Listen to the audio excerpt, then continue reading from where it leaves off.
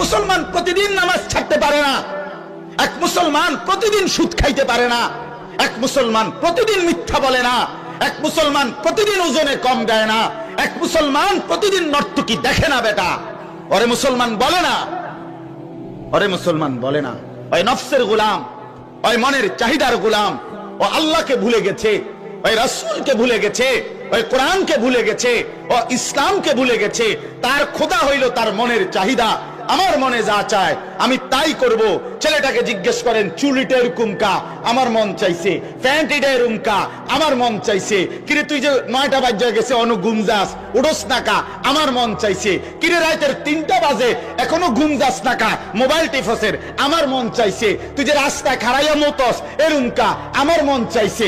যা মন চায় তাই করে পুরুষ কিংবা নারী, যুবক কিংবা বৃদ্ধ, আল্লাহর কসম মনের ইচ্ছা মতো যে চলে